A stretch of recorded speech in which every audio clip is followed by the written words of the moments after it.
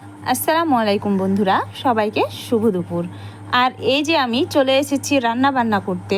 আর দেখুন আমার কিন্তু সবজিটা অলরেডি চুলায় বসিয়ে দিয়েছি, হয়ে গেছে প্রায়। আর এখন আমি নামিয়ে নিব।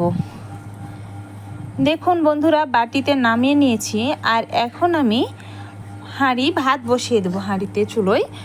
দেখুন অলরেডি আমি ভাত বসিয়ে দিয়েছি, আর সাথে আমার ভাতটাও ফুটে এসেছে।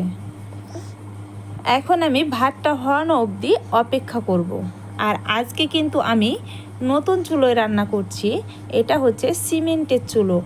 আর এই পাশে আমি এখন পটলগুলো কেটে রেখে দিয়েছি, আর সাথে সবগুলো মশলা কেটে রেখে দিয়েছি মেখে চুখে, যাতে তাড়াতাড়ি হয়ে যায়। আর দেখুন আমার ভাতটা অলরেডি হয়ে গেছে। এখন আমি পটলটাকে ভালোভাবে আস্তে আস্তে জাল দিয়ে সিদ্ধ করে নেব।